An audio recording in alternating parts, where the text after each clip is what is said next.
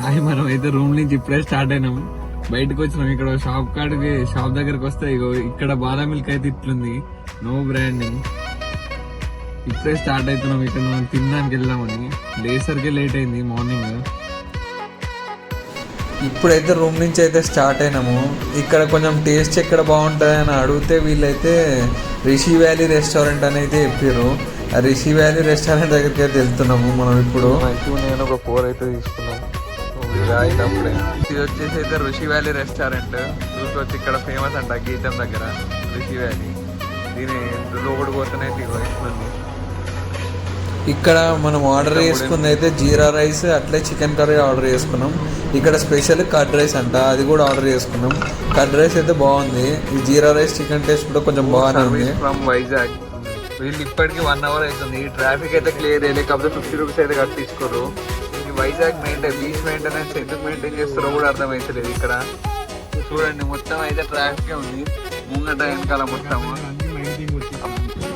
50 rupees కట్టించుకోరు. Parking అయితే 50 rupees కట్టించుకొని 1/2 hour అవుతుంది. వీళ్ళైతే ట్రాఫిక్ అయితే క్లియర్ చేస్తారు. ఇగో చూడండి మొత్తం ట్రాఫిక్. మన వెహికల్ కూడా ఇగో ఇక్కడనే ఉంది అప్పటి నుంచి 1/2 hour నుంచి. రోజు రుషికొండల బీచ్లో అయితే ఫుల్ క్రౌడ్ అవుతారు. ఇప్పటివరకు అయితే మస్తు ట్రాఫిక్ ప్లస్ క్రౌడ్. ఇది రుషికొండ కొండ అయితే ఏం లేదు, మొత్తం తవ్వేసారు. Farm house కట్టేసారంట. ఇక ఫామ్ హౌస్ కూడా తెలియదు కానీ కొండ అయితే మొత్తం గ్రీన్ మ్యాట్స్ వేసి పెట్టారు. మంచి బీచ్ వ్యూ ఉంది ఈ రుషికొండనైతే.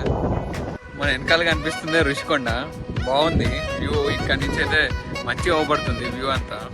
మనం అయితే ఇప్పుడైతే ఆర్కే బీచ్ కి అయితే వచ్చేసినాం. వెనకాల అంతే మొత్తం ఆర్కే బీచ్, ఈ సైడ్ కి రోడ్ మొత్తం. ఇక ఆర్కే బీచ్ దగ్గర స్టాల్స్ కూడా ఉన్నాయి చాలా. ఇక్కడ హార్స్ రైడింగ్ అవి కూడా ఉన్నాయి.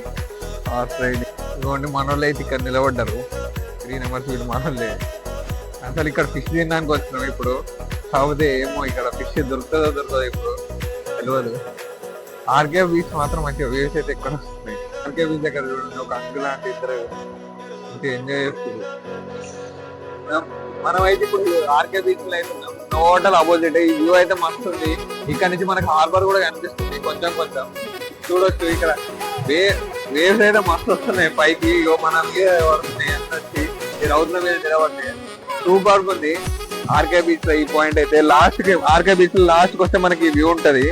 ఇక్కడ మొత్తం రాక్స్ ఉంటాయి, దాని దగ్గర ఈ వ్యూ మస్తు ఎంజాయ్ చేస్తారు. మీరైతే ఇక్కడికి వస్తే మొత్తం అయితే కరెక్ట్ ఓషన్ ఫీల్ ఉంటది ఇక్కడనైతే. ఆర్కే బీచ్ లాస్ట్ లో ఇట్లా అయితే హార్సింగ్ కూడా ఉంది.